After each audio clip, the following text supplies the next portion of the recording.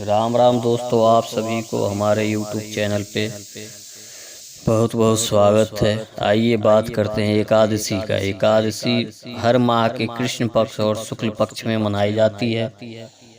फाल्गुन मास की कृष्ण पक्ष की जो एकादशी होती है उसे विजया एकादशी के नाम से जानते हैं। ये एकादशी जो है 16 तारीख को गुरुवार दिन पड़ेगा। गुरुवार को दिन विजया एकादशी करनी चाहिए और शुक्रवार को 17 तारीख को 8:01 से के बाद तुलसी पत्र और गंगा जल से पारण करनी चाहिए विजय एकादशी का। इसको करने से शत्रुओं पे विजयी प्राप्ति होती है। इसको राजा रामचंद्र जी भगवान ने किया था।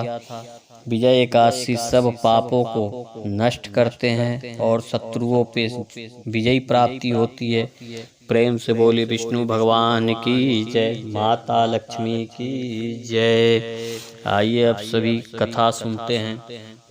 धर्मराज युधिष्ठिर बोले, हे जनार्दन, फाल्गुन मास के कृष्ण पक्ष की एकादशी का क्या नाम है तथा उसकी विधि कृपया करके आप मुझे बताएं। श्री भगवान बोले, हे राजन, फाल्गुन मास के कृष्ण पक्ष की एकादशी का नाम विजया एकादशी है। इसके व्रत के प्रभाव से मनुष्य को विजय प्राप्त होती है। यह सब व्रतों में उत्तम व्रत है। इस विजय एकादशी के महत्व के श्रवण और पठन से समस्त पापों का नाश हो जाता है।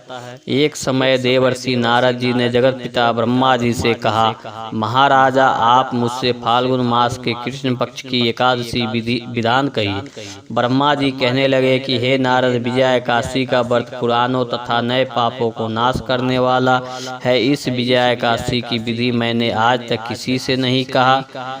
यह समस्त मनुष्यों को विजय प्रदान करती है। त्रेता युग में मर्यादा पुरुषोत्तम श्री रामचंद्र जी को जब 14 वर्ष का वनवास हो गया था, तब वे लक्ष्मण तथा सीता जी सहित पंचवटी में निवास करने लगे। वहां पर दुष्ट रावण ने जब सीता जी का हरण किया, तब इस समाचार से श्री रामचंद्र जी तथा लक्ष्मण जी अत्यंत व्याकुल हुए और सीता जी की खोज में चल दिए। घूमते घूमते जब वे मरणसान जटायु के पास पहुँचे तो जटायु ने उन्हें सीता जी का वृत्तांत सुनाकर स्वर्गलोक चला गया। कुछ आगे जाकर उनकी सुग्रीव से मित्रता हुई और बाली का वध किया। हनुमान जी ने लंका में जाकर सीता जी का पता लगाया और उनसे श्री रामचंद्र जी और सुग्रीव की मित्रता का वर्णन किया। वहां से लौटकर हनुमान जी ने भगवान राम के पास आकर सब समाचार कहे। श्री रामचंद्र जी ने वानर सेना सहित सुग्रीव की संपत्ति से लंका को प्रस्थान किया। जब श्री रामचंद्र जी समुद्र के किनारे पहुंचे, तब उन्होंने मगरमच्छ आदि से युक्त उस अगाध समुद्र को देखकर लक्ष्मण जी से कहा कि इस समुद्र को हम किस प्रकार से पार करें। श्री लक्ष्मण जी ने कहे, हे पुराण पुरुषोत्तम, आप आदि पुरुष हैं, सब कुछ जानते हैं। यहाँ से आधा योजन दूर पर कुमारी द्वीप में बकदाल्भ नाम के मुनि रहते हैं। उन्होंने अनेक ब्रह्मा देखे हैं। आप उनके पास जाकर इसका उपाय पूछे। लक्ष्मण जी के इस प्रकार के वचन सुनकर श्री रामचंद्र जी बकदाल्भ ऋषि के पास पहुंच गए और उनको प्रणाम करके बैठ गए। मुनि ने भी उनको मनुष्य रूप धारण किए हुए पुराण पुरुषोत्तम समझकर उनसे पूछा कि हे राम, आपका आना कैसे हुआ। रामचंद्र जी कहने लगे कि हे ऋषि, मैं अपनी सेना सहित यहाँ आया हूँ और राक्षसों को जीतने के लिए लंका जा रहा हूँ। आप कृपया करके समुद्र पार करने का कोई उपाय बतलाएं।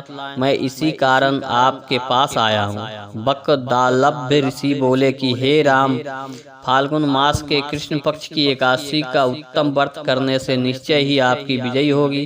साथ ही आप समुद्र भी अवश्य पार कर लेंगे। इस व्रत की विधि यह है कि दशमी के दिन स्वर्ण, चांदी, तांबा या मिट्टी का एक घड़ा बनाए, उस घड़े को जल से भरकर तथा 5 पल्लव रख वेदी पे स्थापित करे। उस घड़े के नीचे सतनाज और ऊपर जौ रखे। उस पर श्री सत्यनारायण भगवान की स्वर्ण की मूर्ति स्थापित करे।